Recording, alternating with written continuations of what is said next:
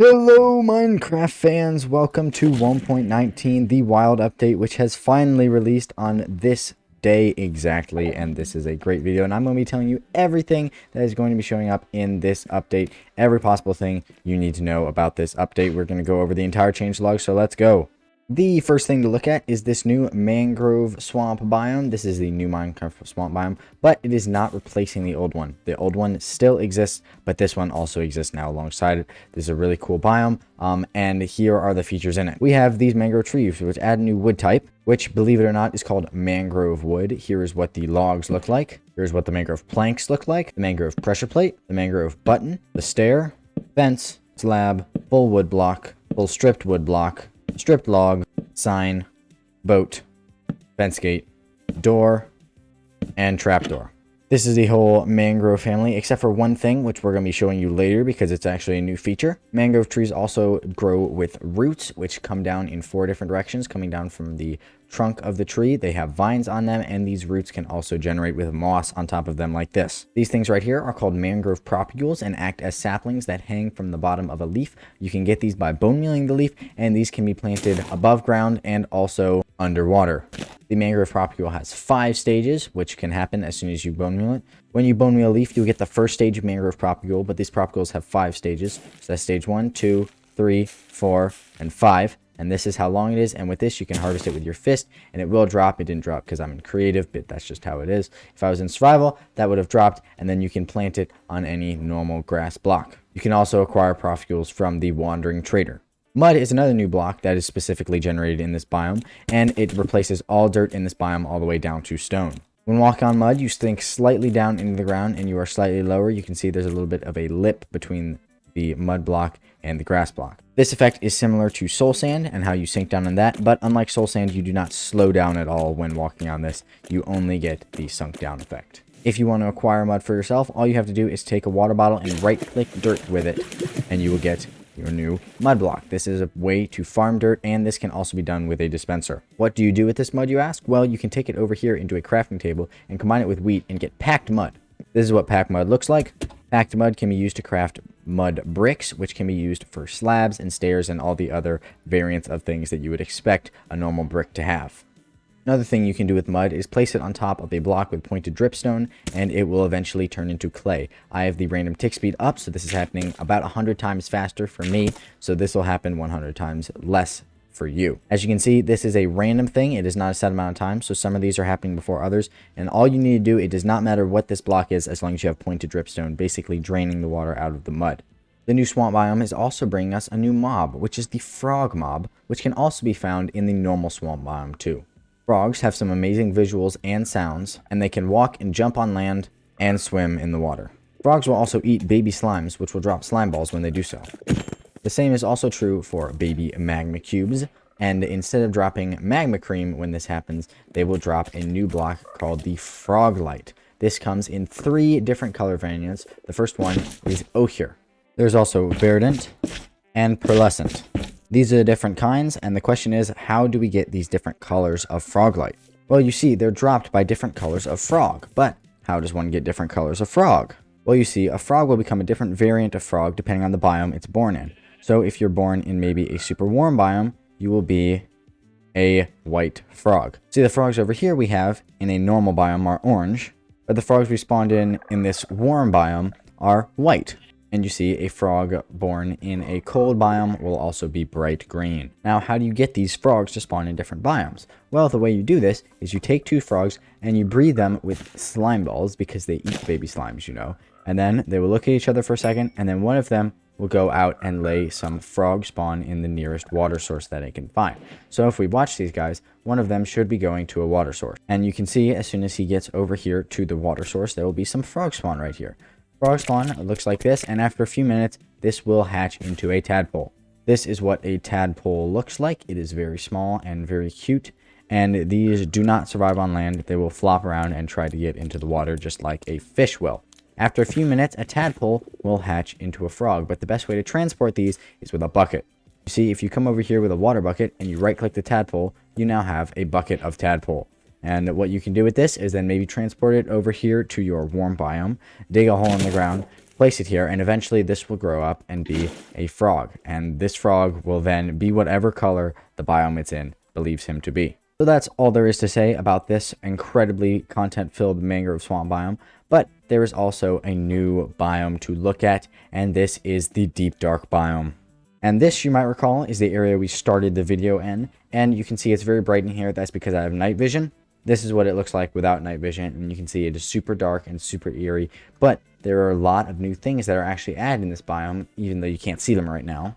So there's the night vision back on, and we can see that a lot of new blocks are added, or at least one definitely type of block, the Skulk Block. And there is an entire Skulk family that goes along with this block. So there's, of course, the original Skulk Block, which you can see has this cool undulating animated texture. There's also the Skulk Vein, which is kind of like a glow-lichen form of this. There is the Skulk Sensor block, which has some cool mechanics, which we'll go over in a minute. The Skulk Shrieker block, which also has some cool mechanics that we'll go over in a minute. And finally, for this family, there's the Skulk Catalyst, which, again, has many cool things about it that we'll go over in a minute. And because of everything that's going on with this, there is actually no glow lichen in this biome. So you can see it is very devoid of light. The only light you'll find in this biome is going to come from lava or from one of our blocks over there. The deep dark biome is, of course, covered with skulk basically everywhere. And also all of these blocks over here can generate it. Everything from this to that, it can all generate inside this biome. But the other interesting thing about the deep dark biome is that no hostile mobs spawn in it except for one, which we'll talk about later. But for the most part, this is the kind of like the mushroom biome of the cave world, because there are no hostile mobs that spawn in this biome. Now, I would say probably the most notable thing about the deep dark biome is these structures right here, the ancient cities. And these are now the biggest structure in the entire game, as you can probably see. And they are made up of a load of broken down walls and then buildings, spacing them out in between. Each one of them also has this large statue right at the middle. The chests in this biome are pretty good. You can find anything from Skulk Sensors to saddles to even enchanted golden apples. And there are some new custom items in this chest also. You can see in this special structure called the ice box, there are some pressure plates, which don't do much of anything, but there's also this one which opens a door, which allows you to go down. And down here, there's a chest which contains anything from snow to different types of food in here also. One of the custom items you can find in here is the Swift Sneak enchantment, which comes in 3 levels, all the way up to 3. And what this does is it applies to leggings, and it allows you to sneak much faster. So here is an example of that. So you can see this is how fast I go without the Swift Sneak enchantment, and this is how fast I go with it on, of course, in its 3rd level. Each level lets you go slower, obviously, but this is how fast you go with its maximum level. Another thing in these ancient cities is this reinforced deep slate block right here, which cannot actually be obtained in survival and is not found anywhere else in the world than right here in the ancient city at the center. And this block cannot be pushed by pistons, it cannot be exploded even by wither blast, guys. It is a really tough block, and if you mine it, you can break it. It's not like bedrock, it's not unbreakable. You can break it, but you will not get anything even if you use Silk Touch. Just like with the rest of the deep dark biome, mobs cannot spawn in the ancient city, and this means even if the ancient city extends beyond the deep dark biome a little bit, there will still be no mob spawning in it, which is a good thing because this area is not supposed to have mobs. And now we get to take a look at this block, the Skulk Shrieker, and see what it does. Now, there are actually 2 versions of this, even though it might not look like it at first. You see, a version that spawned in the world naturally looks like this, the one that I've placed looks like this, but they both act almost the same. The way these work is if I stand on them, it makes a shrieking noise that is quite creepy, actually. And this is meant to be done in survival, so I'm just going to do this one more time. And when I step on this, you can see it shrieks. So creepy, so scary, but it doesn't actually do anything. I can do this all day long. And I think now it is also time to introduce our friend, the Skulk Sensor. What the Skulk Sensor can do is it can sense vibrations and send them to the Skulk Shrieker. So if it hears me, you see, it hears me and then it tells the Shrieker about me. Now it can hear anything from footsteps to jumps to me placing blocks, but the only way to go against this is with wool. So if there's wool between me and the Skulk Sensor, it won't be able to hear me. Or if I'm walking or jumping on wool, it also will not be able to hear me. If I place a wool block, it won't hear that unless I place the wool block onto some skulk that it's attached to, and then it can kind of just feel the vibrations through the skulk. It's kind of an interesting thing, but this is a redstone block because what it does is it lets off a redstone signal when it hears you, depending on how far away you are, or you can use a comparator to see what type of signal it has. So for instance, walking might give it a different signal than jumping, and so forth and so on. But you can see since I'm shifting, it can't hear me. It cannot hear you when you are shifting. But the minute I stand up and move, it hears me and it tells the Skulk Shrieker about it. So what is the point of this Skulk Shrieker, you might ask? One that you've placed down in creative doesn't actually do much of anything. It also counts if you break one and place it in survival. All it does is scream, but it doesn't give you any effects and it doesn't summon any mobs. Whereas the one that generates naturally does do both of those things.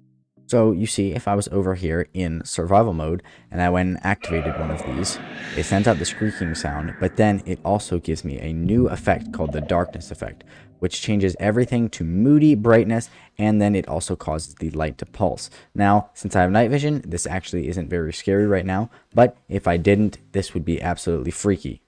So if I run this command right here, it will give me the darkness effect for 15 seconds, and now that I don't have night vision, you can see I cannot see anything.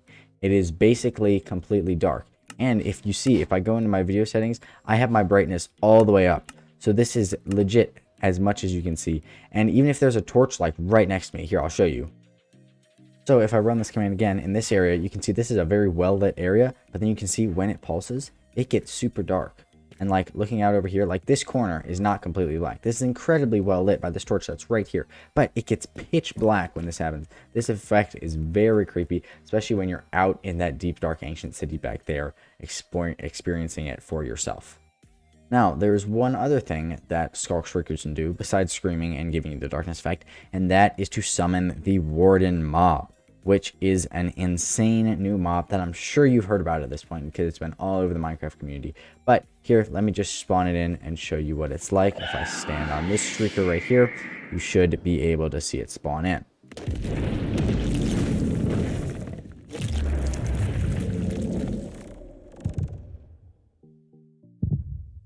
There it is, my friends. The Warden has finally arrived on Minecraft in a full release. This is absolutely insane, and this is not a mod. This is absolutely awesome. The Minecraft community has been waiting for this for so long, but never mind me geeking out. We're going to talk about what the Warden does. But before they do that, how come they didn't always spawn in when I activated the Skulk Shrieker? Well, you have kind of a point system with the Shriekers.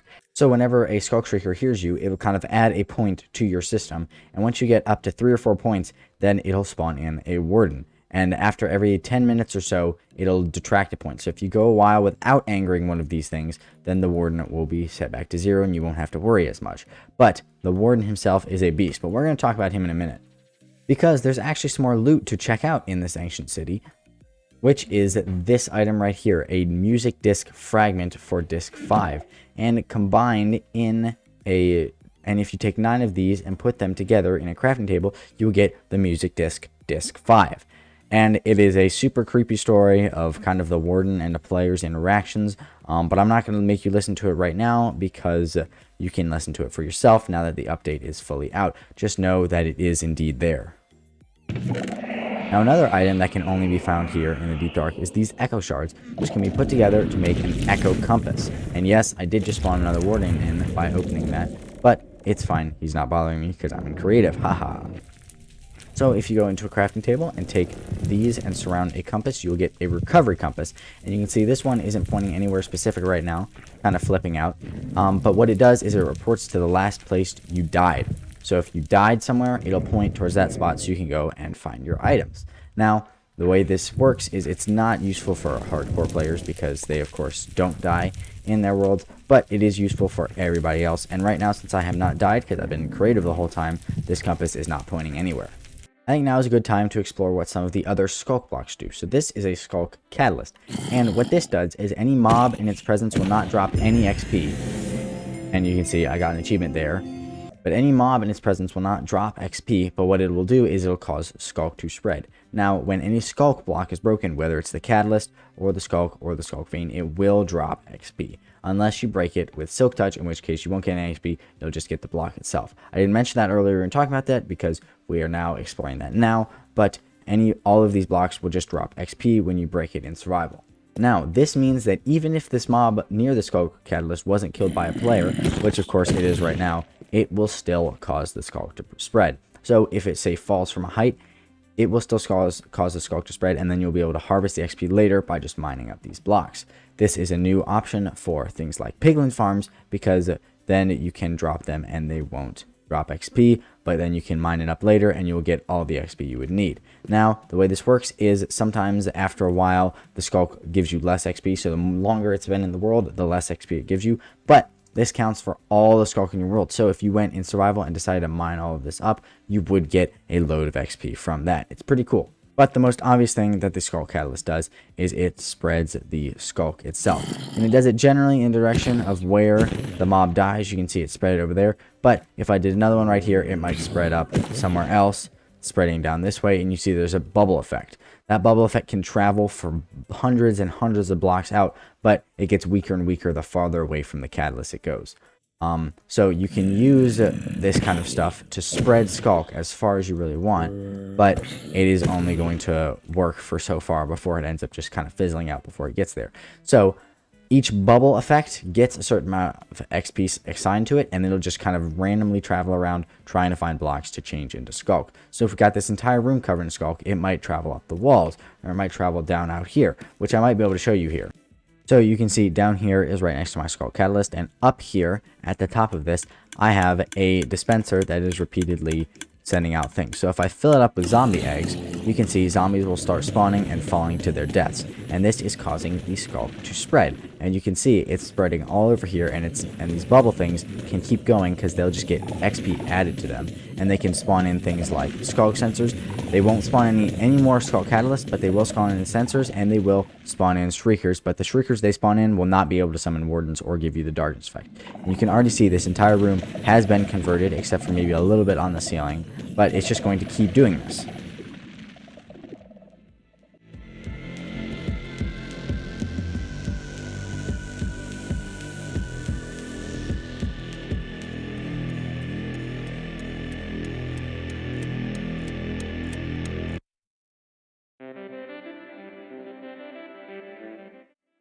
Alright, now that mini time lapse is over, you can see we've learned a few things about this. One of the things is that this is not able to affect certain blocks. So you can see any ores it was not able to convert. Like this gold is completely surrounded, but it wasn't able to convert that. So it can't convert any block that could be placed by a player, really. It can only really affect things like dirt and deep slate and stone for the most part. A few other things, but those are the big ones. And you can see these things just travel around trying to find something to convert. And eventually they'll die off, or eventually they'll actually find an area to convert and convert it. And you see this bubble particle has a lot of XP stored up in it, and that's because a lot of mobs died when it was close to the catalyst. So it'll just keep adding to the power of these, and eventually they'll die.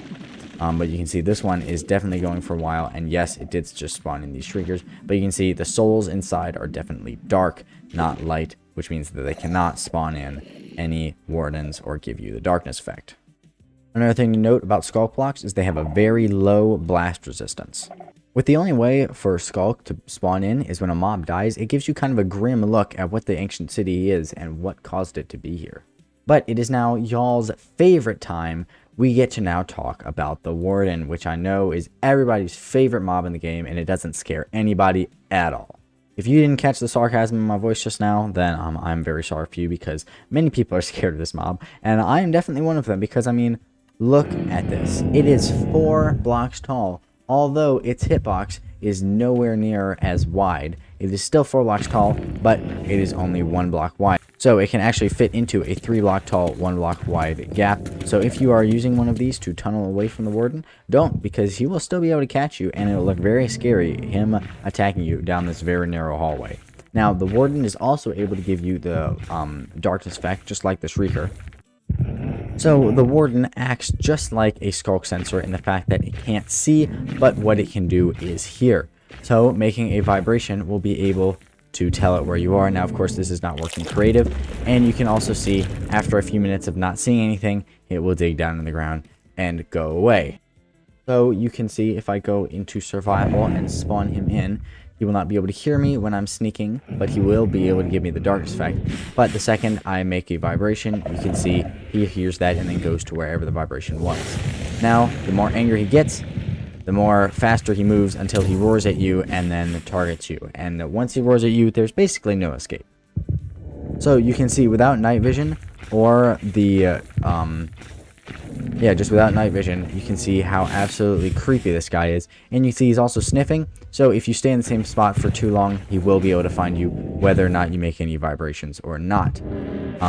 But you can see if I let him hear me again, he will come towards me, and the more angry he gets, once he gets to a certain anger point, he will roar at you, and then he will run as fast as he can and one-shot you because he is insane. Now, say you were wearing full protection 4 netherite armor, like I happen to have in one of my saved hotbars right here. Yes, I just got the Cover Me in Debris achievement before I even got the Diamonds achievement, but who cares? I just cleared my inventory. Good job. So, with this insane armor, I should be able to last a little bit longer against this guy, the Warden. So, if I punch him and make him angry, you can see he hit me once, he hit me twice, he hit me 3 times, and I am now dead. Yes, I am in hard mode, so this is a bit more exaggerated, but you can see even if I run back here, the Warden is still going to be able to find me because vibrations can travel through blocks. Now, I cannot see anything right now because of the darkness effect, but there's the Warden, and yes, he did just kill me. Now, I am right here. I just respawned from my bed. If I get him angry at me again, maybe making some noise and punching me, you can see he can't reach me because I'm in a 2-block tall gap. But what he can do is use his Sonic Boom attack, which he will use after about 5 seconds of not being able to hit you with his normal attack. This attack goes through armor and shield, so there's no way to block it. And it can go through blocks. It can go as far as really you want it to go. It's basically the most overpowered attack there ever was to exist. Now, if I get myself night vision again, you can see the absolute carnage this guy has left all over the floor for me to clean up.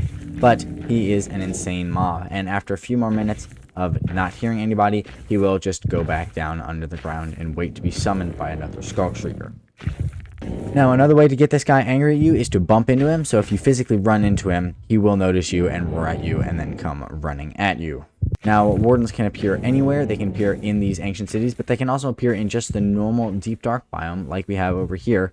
As long as there's a Shrieker to summon him, he will be summoned. A good indicator about how angry the Warden is, besides the roaring, is how fast its heart is beating and how fast it's walking. So you can see when it's not angry at anybody, his heart pulses only a little bit, and he of course walks very slow, although he is still incredibly menacing. Now, another thing to notice is when he does his Skulk Shriek, his chest cavity kind of opens up. You can see these bone appendages coming in. Stop turning. His bone appendages coming in. They literally open up and come out in shrieks. So that is pretty dang cool and incredibly scary. Now, his sonically charged shriek, or the sonic boom as most call it, is it bypasses protection enchantment also, so it's going to do the same damage no matter what you're wearing on your body, basically. So it's basically going to kill you no matter what you do. So yeah, that's fun. Now, after 60 seconds of not hearing anybody, he will just dig back underground, so we're probably going to see that with this one in a minute or so.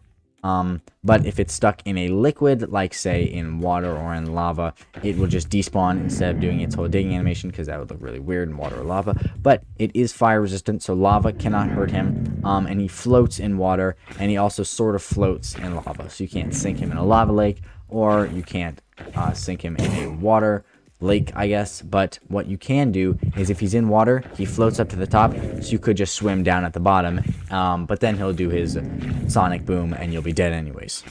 Now, you see, the Warden can hear things like snowballs when you throw them. So if I was maybe to equip my armor and then head over into survival mode, I can throw one of these and the Warden will hear it and go over to it. Now, he's not angry at me right now, he's angry at the snowball. But if I threw 2 snowballs right close to each other, right after each other, then he would start getting angry at me instead of angry at the snowball.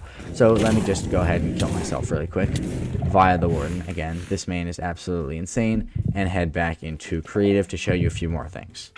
Now, the Warden has 500 hit points, so he's going to be very hard to kill, but if somehow you did manage to kill him eventually, he would drop you a Skulk Catalyst, which is the only way of renewably getting a Skulk Catalyst, because Skulk Catalyst cannot give you more Skulk Catalyst, and you cannot find any of these things, and you can only find these things generating the world. So the only way to get a Skulk Catalyst is through this guy or generating the world, but you can see he has 500 hit points, so it is going to take a long time to kill him. And of course, if I was in survival, he would just be able to beat me up basically, and then you know, I would be dead, and that would not be good. So generally it's not a good idea to fight the Warden.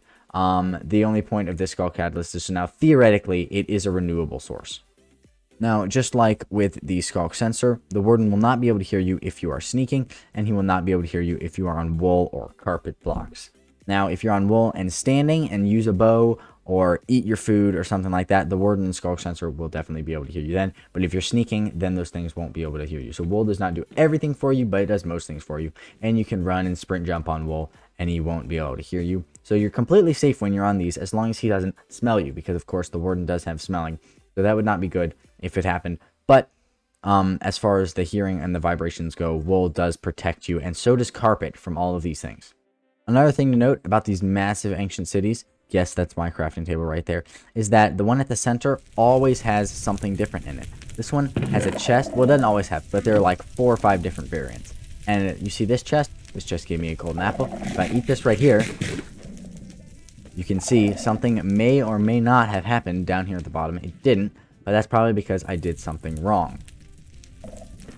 Ah, you can hear it. There it was. So if I'm standing on this block right here, on this particular one with the golden apple, and I eat the golden apple on this block, it triggered a redstone event down at the bottom, which just finished. Lucky me. But if I eat again, you can hear maybe the pistons.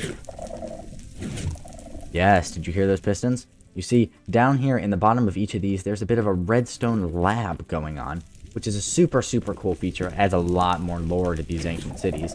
What this does, this system right here, this Skulk Sensor, is programmed to detect us eating that apple. You can see this block right here is indeed very close to the block we were standing on, and it was able to detect that and filter out the different types of signals. Then using this is a pulse extender, which then powers our redstone door. This is a super cool area, and it has some other redstone tutorials, like how target blocks work, like how lecterns work, like how a bunch of different other stuff works. This is a super cool redstone area, or you could just break through, but it's definitely a fun little piece of lore and cool things. These towers also right here, you can see, also have waterlogged Skulk Sensors. By the way, waterlogged Skulk Sensors just don't make noise when they get activated, as where you can see most make this noise when they do. So these ones you can see will activate these lamps right here when they get activated by the player. So this is definitely a cool thing. And of course, there's these walkways made out of dark oak. There's so many cool structures in here, and I'm not going to show you all of them, but I think you should definitely go and check them out for yourselves, because they're super, super cool. Now, it is unfortunately time to say goodbye to our friend, the Ancient City, and the Warden, and the entire Deep Dark, because we are on a quest for something new now, the actually answer to this year's mob vote, which is the allay. Now, there are several different ways to find an allay, but one of them is this massive thing right here, the Pillager Outpost. And one of the rooms in the bottom of this, you might be able to see if I go into spectator mode, is one of the rooms is this prison room right here. And you can see in here are some allays that are being trapped by these evil pillagers. And you see this one has 1, 2, 3, 4, 5, 6, 7, 8 different allays inside of it, and the allay is a super cool mob. This is only one of the ways to find it. The other best way to find an allay is at these pillager outposts, which spawn with these cages. These cages can spawn with iron golems, but now they can also spawn with allay inside of them. It does not look like we got very lucky this time around, but this box right here could definitely have an allay in it when the world generated. It's kind of a random event when these things happen, but they do definitely happen. And this is the other way to find allays. So you do definitely have to do some exploring to find these things, but they are super, super worth it, and here's why. So, for example, what I could do is I could get my allay down here, yes, I just spawned him in, and give him a block, say dirt. And then any dirt blocks in the area, he will come and give to me. So, he's going to fly around for a little bit, and he's going to go and collect all these dirt blocks that are hanging around and give them back to me. This is a great way to do sorting and item collection. If you were, say, trying to dig this big mountain, you could have him collect all the blocks for you instead of worrying about getting them yourself. This is definitely a really fun way to do this, and you see now he is throwing them all to me. Sometimes he misses. He's not perfect, but you know, guys, he's so cute. You can't say that he's not worth it, because I mean, come on, look at him. Now, if I was on a multiplayer world and I handed the allay these blocks, it would not ever hand them to a different person. It would always throw them to me because I'm the one who gave him the block in the first place. Now, the way you get the block out of their hand is you just right-click them with an empty hand, but then you can come back and give them to you. Now, an allay will kind of follow you around even if it's not holding a block, but if it is, then it will definitely follow you around. So this is a good way to transport them back to your base or wherever you want them to go. Just give them an item and then run away, and they will always be able to find you because they have really good tracking skills, and they'll be able to find you really well, and they'll do their best to find any of the similar block in the surrounding area. But they can get you up to 64 blocks, I think it is. So really far away they can follow you from. So it's hard to lose these guys. Now, say I played a note block where this guy could hear it. You see how you just got the vibration particle to him. Now this is where he's going to deliver his items. Instead of to me, he's going to start delivering them to the note block because they like music. This only lasts for 30 seconds. So after 30 seconds, he would start giving them back to me again, unless he had heard the note block again or had heard a different note block. But when he hears a note block, it becomes his favorite note block, the one he gives stuff to for the next 30 seconds. So maybe if I play this again, just to make sure he hears them. He's currently still collecting the dirt, but now he's going to come over here and give it all back to his favorite note block. How sweet.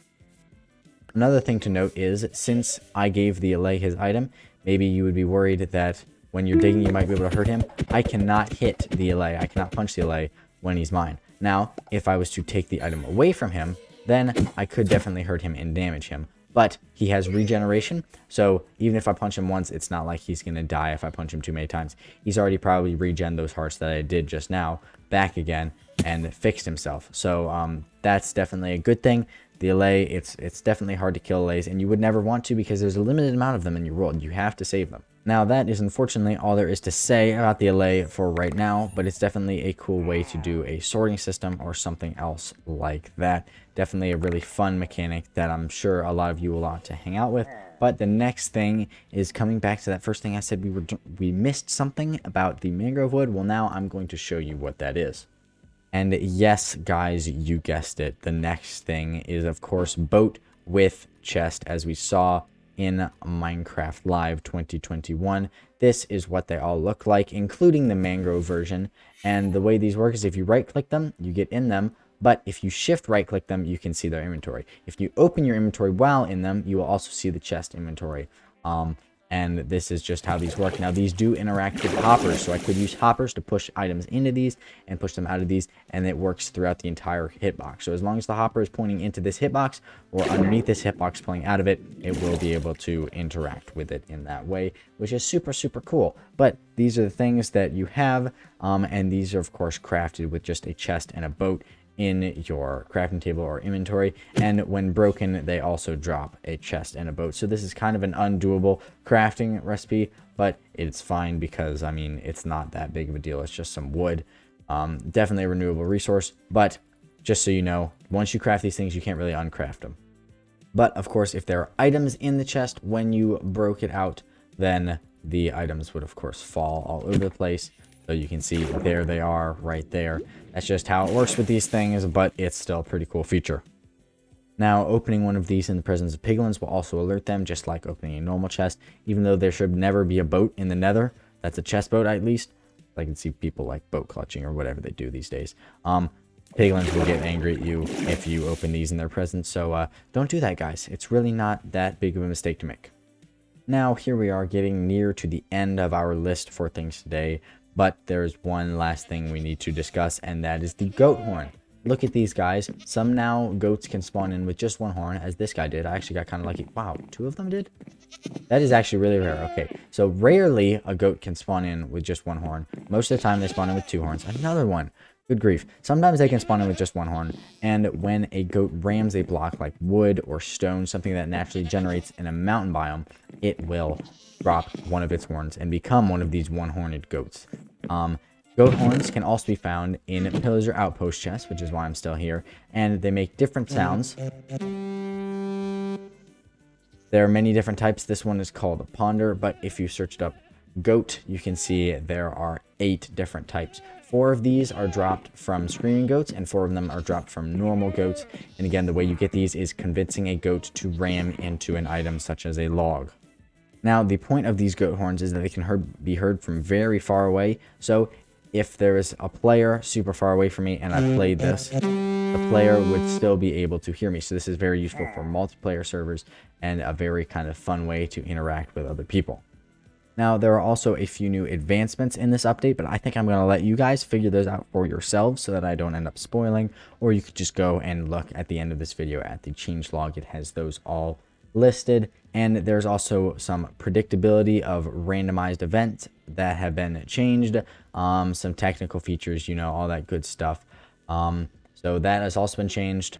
There are some new music tracks in this update, some new ambience type things, so that is definitely pretty fun. Minecart Variants, such as chest minecarts and hopper minecarts, now have shapeless recipes. You don't have to do them a certain way in the crafting table, and they will also break into their own item when broken, instead of breaking into a separate minecart and chest. But it also means that this is now a permanent thing when you put your hopper and your minecart together. So just remember that now it's not going to break and turn into two different items. Another thing to note is that monster spawning in the nether has been slightly changed, and now things like skeletons, wither skeletons, and piglins now spawn in a wider range of light levels in the nether, from light level 0 to 11. So a bit more of those guys hanging out in your world, which is pretty interesting. This means that mobs can now spawn inside of nether portals, or at least more mobs than could before, so you can instantly transport mobs out of here, but that is going to be changed in the future, so be sure to watch out for that. If you're trying to make a farm off this, that'll only work in this version, and in one of the future versions that feature will be removed or at least changed. And all there is left in this version is just some technical changes, which there's a lot of stuff to commands. Maybe some commands that you use regularly have definitely been changed, and there's been a few new commands that add some new features into the game, which is always fun. But we do not go over technical things, and most of you guys don't care about technical things right now. So for now, that is all there is for this video. I'm going to throw up the changelog here right after I cut out, but thank you so much for watching, and I will see you guys next time.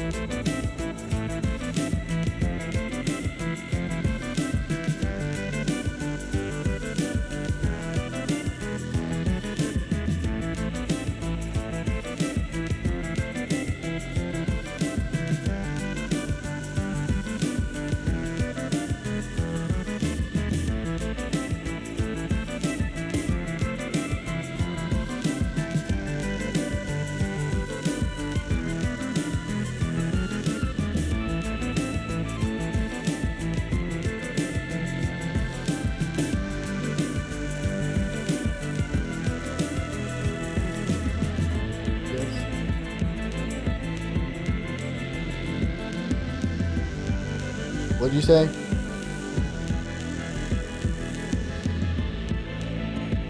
Yeah.